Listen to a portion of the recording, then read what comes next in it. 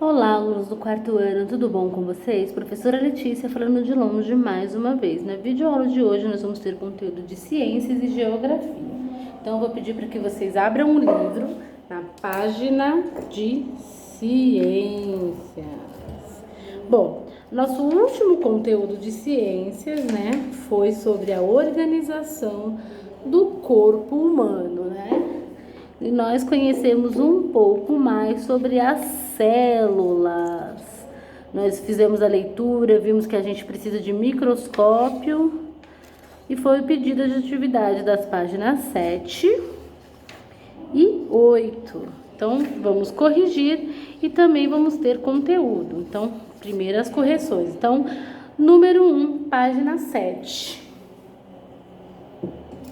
Observe a imagem ampliada de uma célula da parte interna da bochecha. Em seguida, escreva o nome das estruturas indicadas. Então, o que vocês tinham que fazer? Vocês tinham que, baseado nesses textos que a gente leu, tentar identificar o que é cada coisa apontada aqui. Então, nós temos aqui núcleo. E aqui, membrana plasmática, tudo isso está no texto. Pro, como você sabe? Plasmática e citoplasma.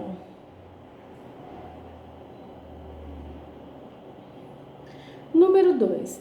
Eu expliquei para vocês, Escolha 2 tipos de célula encontrados no corpo humano e com a ajuda de um adulto faça uma pesquisa. Depois, escreva as principais funções de uma delas nas linhas a seguir. Então, aqui, pessoal, vocês tinham que escolher uma dessas células e falar sobre elas, Então, o que a gente pode falar? A gente pode falar sobre células musculares que promovem os movimentos, as hemácias que transportam oxigênio, os neurônios que transmitem informação pelo corpo, entre várias outras funções. Então, aqui é pessoal, cada aluno vai escolher a célula e falar sobre ela. Eu só dei alguns exemplos. Página 8. O desenvolvimento do microscópio permitiu que as células pudessem ser observadas e estudadas. Relacione corretamente os termos da primeira coluna ao seu significado. Então, nós temos aqui microscópio, membrana plasmática, citoplasma e núcleo. E aqui ao lado nós temos que identificar o que é cada um. Então vamos lá. Nessa região encontram-se estruturas responsáveis por diversas funções vitais da célula. A gente está falando do citoplasma. Quem lê o texto sabe. Estrutura que coordena o funcionamento da célula é o núcleo, então é a D. Aparelho utilizado para visualização das células, muito fácil essa, microscópio, letra A. E para finalizar, sobrou a membrana plasmática, estrutura que envolve e protege a célula. 4. O conhecimento é construído com base nos estudos e observações de várias pessoas, e o desenvolvimento de ferramentas pode auxiliar na construção desse conhecimento. Sabendo disso, responda qual é a importância do microscópio para a construção do conhecimento. Bom, a gente sabe que ele revolucionou o estudo dos seres vivos, permitindo a visualização da estrutura muito pequena, como as nossas células e também diversos fungos, vírus e bactérias. Mas isso que eu estou falando é segundo o livro, eu quero ler a opinião de vocês, as palavras de vocês. Por quê? Porque dessa forma eu vou entender que vocês entenderam o conteúdo. 5. Enumere os quadros colocando em ordem os acontecimentos referente à história do microscópio. Então, nós temos aqui. Número 1. Então, é esse aqui o quadro 1. A família Jensen, pai e filho, desenvolveu o primeiro microscópio. 2. Robert Hooke contribuiu com suas observações para o surgimento do termo célula. Foi esse Robert que deu o nome. E número 3, eu não sei falar o nome desse moço. Leeuwenhoek, um comerciante de tecidos, desenvolveu um microscópio que conseguiu observar micro-organismos. Pessoal, quem lê o texto consegue fazer esse passo a passo, consegue enumerar. E para finalizar, 4. O microscópio eletrônico foi desenvolvido no século XX. Esse tipo de microscópio permite uma ampliação muito maior do que a dos microscópios comuns.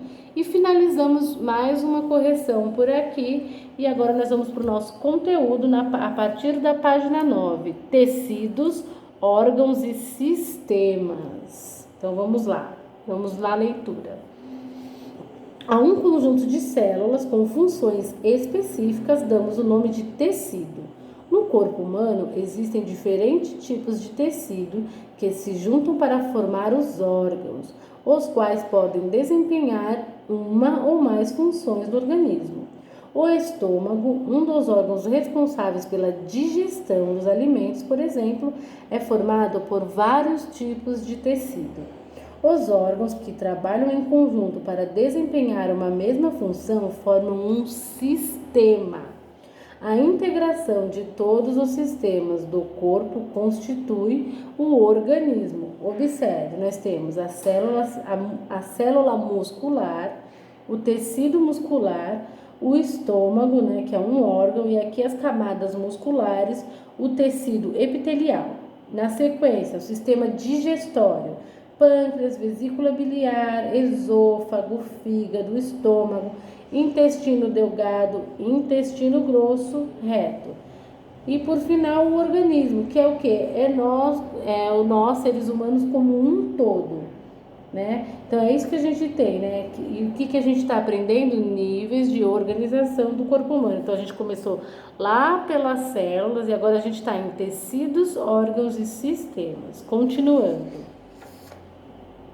Os tecidos, vamos entender agora um pouco mais sobre os tecidos. Os tecidos são agrupamentos de célula que apresentam mesma forma e função no corpo humano. Nosso organismo é formado por vários tipos de tecidos como epitelial, ósseo, cartilaginoso, muscular e nervoso. Cada um deles exerce uma função específica no nosso corpo. Tecido nervoso. O tecido nervoso é formado por células chamadas de neurônios, que coordenam as atividades de nosso corpo. Esse tecido pode ser encontrado no cérebro, na medula espinal e nos nervos. Aqui embaixo, tecido epitelial.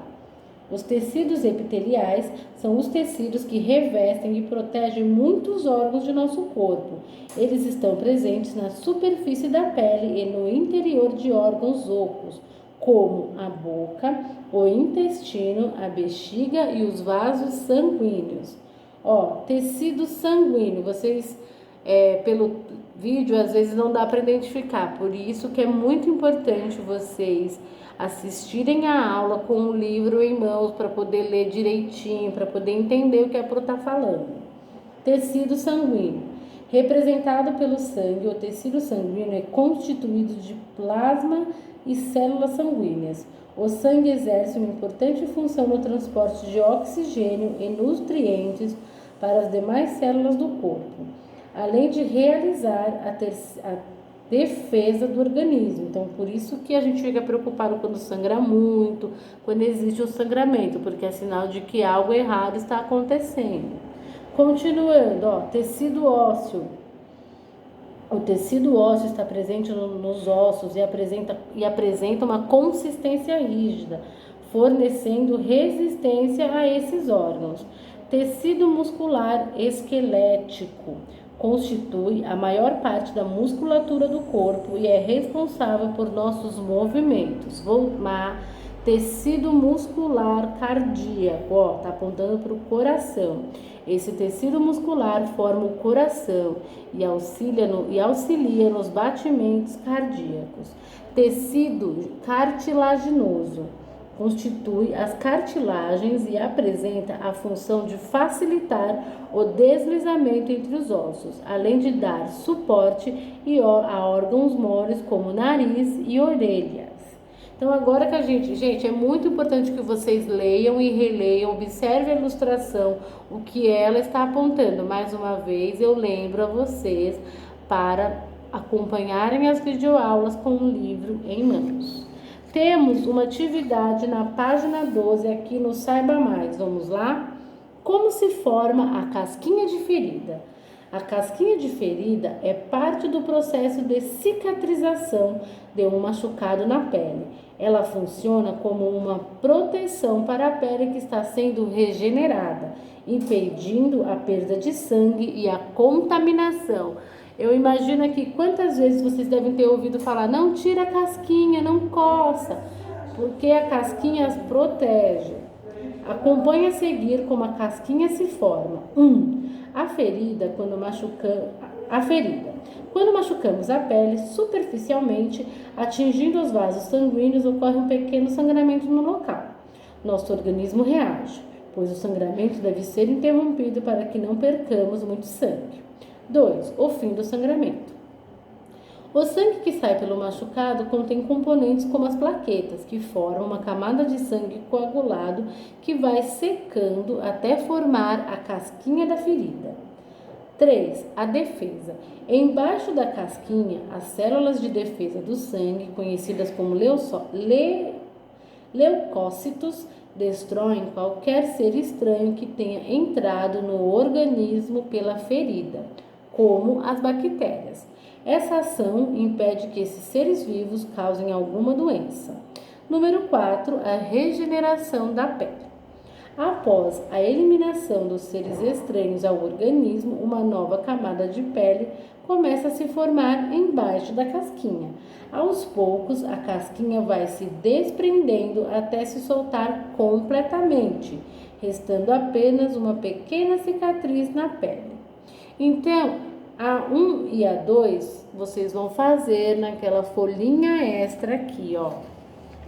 Então, vocês vão lá, nome do aluno, 4º ano A, professora Letícia, Ciências, Saiba Mais, página 12, atividades 1 e 2, que são: o texto cita algumas partes do corpo humano, como a pele e o sangue. De que tecido essas partes são formadas? Então, vocês precisam ler com atenção os textos da página 10 e 11, a imagem aqui, ó, tudo isso. Número 2. Muitas pessoas arrancam a casquinha da ferida antes de ela se soltar sozinha. Eu falei isso no início do texto. Com base nas informações do texto, você diria que essa ação contribui ou prejudica a cicatrização da pele. A professora deu um spoiler bem feio, hein? Bom, essas são as atividades de ciências de hoje. Fazer na folha à parte A1 e A2 referente ao texto Saiba Mais, que também é referente ao texto sobre tecidos, órgãos e sistemas que acabamos de ler juntos. Agora nós vamos para o nosso conteúdo de geografia. Vamos lá? Bom, no nosso conteúdo de geografia, a gente foi só na página 2, porque a gente leu todo esse texto sobre lazer e turismo nas paisagens brasileiras, trocamos a ideia e eu achei importante a gente fazer a atividade C antes de darmos continuidade ao conteúdo. Então, foi pedido para vocês, numa folha à parte, fazerem. Procurarem no dicionário, no Google, aonde vocês achassem melhor o que é lazer e o que é turismo. Eu olhei no dicionário e também olhei no Google e coloquei aqui com as minhas palavras o que eu acho de cada palavra. Lazer, tempo livre, descanso, repouso, atividades de distração e passatempo. Então, é o que a gente faz quando a gente não está trabalhando, não está estudando, né? Quando a gente tem o nosso tempo livre. As nossas idas aos parques, aos shoppings, à praia, ou até mesmo ler um livro, assistir TV, tudo isso é considerado lazer. O que é turismo? Viajar, conhecer lugares diferentes do que você está acostumado, com objetivos culturais e de entretenimento. Então, agora que a gente sabe o que é lazer e o que é turismo, a gente vai dar continuidade ao conteúdo de geografia, que são turismo, lazer e natureza, porque agora a gente sabe o que é turismo, lazer e natureza, a gente também sabe. Então, nós vamos fazer a leitura dos textos das páginas 3, 4, 5 e nas páginas 6 e 7, atividades aí relacionadas. Então, vamos lá? Vamos à leitura dos textos? Então, vamos lá, quarto ano, turismo, lazer e natureza.